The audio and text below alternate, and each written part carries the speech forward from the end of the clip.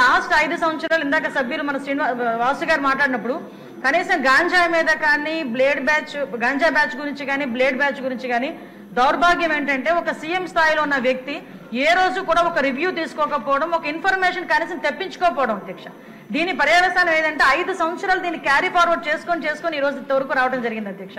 దీని నేపథ్యంలో ఈ రోజు ఈ గాంజాని ఇమీడియట్ గా మనం అరికట్టాలి అనుకునేటప్పుడు చాలా ఎక్సర్సైజ్ చేసుకోవాల్సి వస్తుంది అధ్యక్ష. సిస్టమ్ ని కూడా మనం మళ్ళా రిపేర్ చేసుకోవాల్సిన పరిస్థితి ఏర్పడింది అధ్యక్ష. ఇంతకు ముందు గాంజాకి సంబంధించి పైనుంచి ఏజెన్సీ నుంచి కిందకు వచ్చే సిచ్యువేషన్ లో ఎన్ని చెక్ పోస్టులు ఉన్నాయని నేను వైజాగ్ సిపి గారిని ఒకసారి నేను హోమ్ మినిస్టర్ అయిన వెంటనే మాట్లాడితే కేవలం 2 సీసీ కెమెరాలు ఉన్నాయి, చెక్ పోస్టులు ఉన్నాయి, దాని దగ్గర 2 సీసీ కెమెరాలు ఉన్నాయని చెప్పారు అధ్యక్ష. అంటే చెక్ పోస్టులు కూడా పెట్టుకోలేని పరిస్థితులు అయిపోయింది. ఈ రోజు మళ్ళా తిరిగి గాంజా నిర్మూలనకి పర్టికులర్ గా ఎక్కడెక్కడైతే ఏరియాస్ నుంచి అయితే మనకి ట్రాన్స్పోర్ట్ జరుగుతుందో ఆ ట్రాన్స్పోర్ట్ అన్ని ఏరియాలలోని కూడా చెక్ పోస్టులు ఏర్పాటు చేసుకున్నాం. చెక్ పోస్టుల దగ్గర సీసీ కెమెరాస్ ఏర్పాటు చేసుకున్నాం అధ్యక్ష.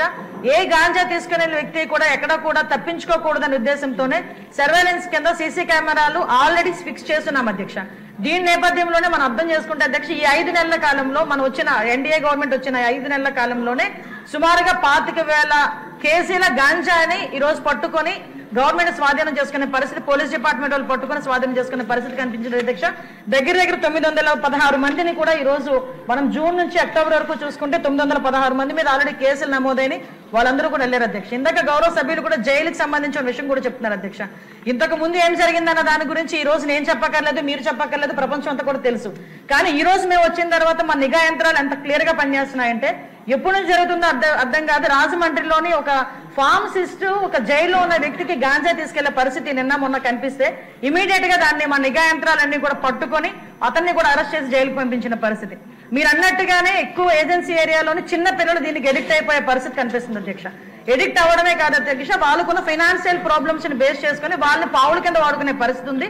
కాబట్టి గాంజా బ్యాచ్ల్లోని గాంజాలు సరఫరా చేసేవారు కానీ గాంజా తీసుకునే వాళ్ళకి కూడా అధ్యక్ష ఈ రోజు ఏదో తీసుకొచ్చాము, జైల్లో పెట్టేసాము, వాళ్ళకి రిమాండ్ తీసేసాము, తర్వాత బెయిల్ బయటకు వచ్చి వాళ్ళు అలా చేసే కన్నా వీళ్ళు చేసిన వెంటనే వీళ్ళ మీద పీడియాక్ట్ పెట్టడమే కాదు అధ్యక్ష, వీళ్ళ ఆస్తులు కూడా జప్తు చేయడానికి వీలైతే వాళ్ళకి ఆస్తి ఏమీ లేకపోతే వాళ్ళ దగ్గర ఉన్న ఆధార్ కార్డులు కానీ వాళ్ళ దగ్గర ఉన్న రేషన్ కార్డ్స్ కానీ అలాంటివి కూడా సీజ్ చేసే పరిస్థితి కూడా రప్పించాలి అని గౌరవ ముఖ్యమంత్రి గారు కూడా మాకు ఆదేశాలు